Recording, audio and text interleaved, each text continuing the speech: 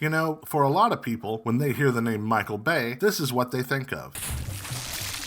But if you're a bit older, then you know that he was one of the most promising movie directors of the 1990s. After his directing debut, Bad Boys, was a big hit with audiences, and after having more success with The Rock the following year, the entertainment world was excited to see his next movie, Armageddon, which promised to be a massive special effects spectacular and continue the summer blockbuster craze that had been happening all through the 90s. So, after spending $140 million and causing this song to be played everywhere,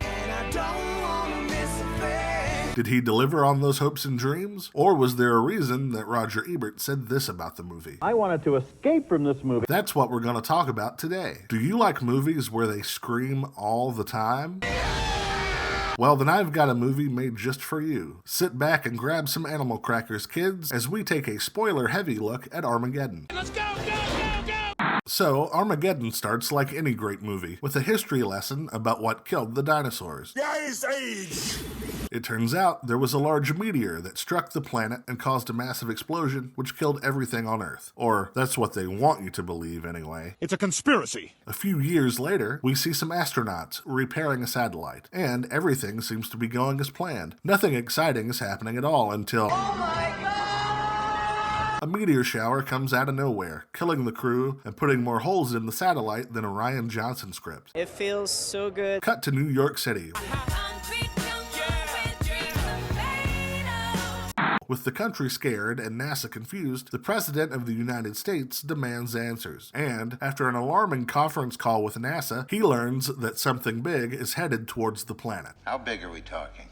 It's the size of Texas, Mr. President. But thankfully, Lucius Malfoy has a plan, and there's only one man for the job. We then meet deep-sea oil driller Harry Stamper, played by Bruce Willis, who is definitely not wearing a hairpiece and is in the middle of committing an OSHA violation. You see, Harry just found out that one of his drillers, named AJ, has actually been drilling Harry's daughter, Grace, causing this to happen. Stop him!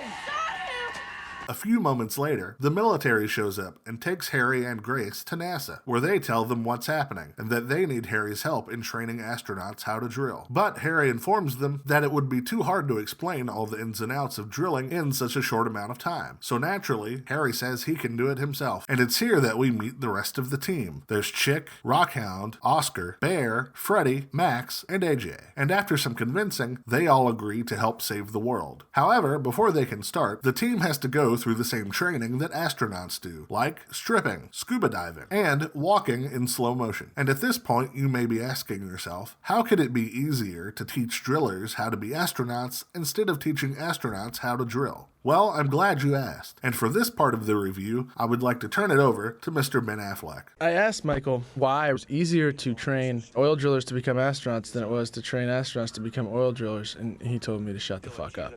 After their training gets underway, the team decides to take a look at the rover that they will be using to drill into the asteroid called the Armadillo. And then they start taking it apart for some reason. Why? Well, they never actually say why. But out of all the things they take out, why did they leave the Gatling gun? Oh well. As the day of the shuttle launch gets closer, the crew gets a day off to blow off some steam, and we get to see AJ sticking animal crackers in Grace's underwear, to which she says, "Do you think it's possible that anyone else in the world is doing this very same thing at this very same moment?" Probably not. And also, aren't you worried about crumbs? Crumbs, of course! So now it's the day of the big launch, and as the crew gets ready to board their respective shuttles, they all sing a song written by a man who died in a plane crash because he ran out of fuel. I'm leaving on a jet plane. A few moments later, as our heroes slingshot around the moon, they finally get a look at the asteroid up close. You see that? And it's here that things start to take a terrible turn, and the Space Shuttle Independence crashes, killing everyone on board. But luckily, the Freedom is able to land, and after assessing the situation, they start drilling. We then cut to the wreckage of the Independence, which is on fire in space somehow, and as Ben Affleck tries his hardest to cry on camera, we learn that Bear and Andropov have also survived. So, refusing to just lay down and quit, they hop into their ship's Armadillo and try to find the other shuttle crew.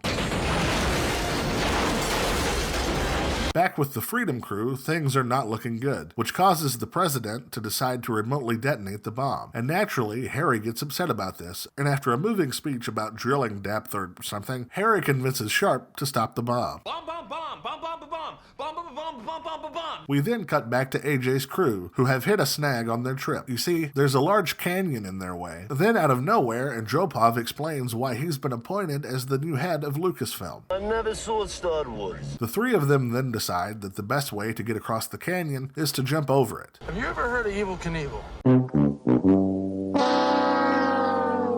Over at the dig site, Rockhound discovers that the Gatling gun on their armadillo is remotely controlled for some reason. And then he does this. Why? Well, the answer is quite simple. You see, he has Space dementia. And just when they thought things couldn't get any worse, the drill hits a pocket of methane gas, killing Max and destroying the armadillo. At this point, all seems lost, when suddenly, AJ's crew shows up in their armadillo. But as they begin putting the bomb in place, a massive rock storm damages the remote detonator on the ship, which means that someone will have to stay behind and detonate the bomb manually. And it turns out that AJ ends up being the lucky guy who gets to be the hero. As Harry takes him down to the surface, he takes AJ's place. As the ship gets ready to leave, Harry decides to use the radio on the armadillo to talk to Grace one more time. I'll look in on you from time to time, okay, honey? Okay, that's probably enough. Harry then sets off the nuke, splitting the asteroid in half and saving the world. Then, as the shuttle crew lands, they walk in slow motion. This lady has a stroke or something, and the world is once again safe, thanks to us, America. You're welcome.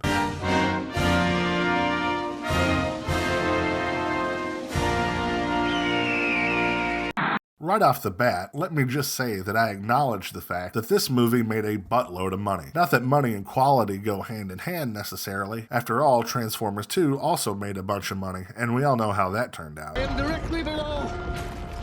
Enemy scrotum. However, when watching this again, I was surprised at how much of it just isn't very good. For one, it suffers from having too many characters. So much so that when two of Harry's crew dies, you're like, who was that again? And that's because, despite spending what feels like 40 different training montages with them, we still don't know them, and we don't care when they die. But that being said, there are a couple of standouts. Billy Bob Thornton is good, but he's good in just about everything that he does, and Ben Affleck is pretty charming as AJ, even if sometimes the character is pretty annoying and stupid. The one character that should have died, or have never been in the movie, is Rockhound, who is played by Steve Buscemi. Don't get me wrong, he's a great actor, but this character really offers nothing to the story, and the writers are aware of this, which is why they give him a fake space disease and tie him up in a chair for the last 20 minutes of the movie. On the production side, it's also pretty rough. The editing feels like it was done by a teenager who can't stop shaking. It's full of frantic jump cuts that make the action make no sense. The special effects are also pretty rough as well, but it was 1998, so it is what it is. And finally, narratively, the movie really struggles. It's 2 hours and 23 minutes long, and by the time the fourth near-death experience happens, you really start to check out. And after all of this, the film rushes to its conclusion. It's like Michael Bay realized that he only had 20 minutes left, and so they just decided to wrap it up. Huge tanker full of diamonds. Craw!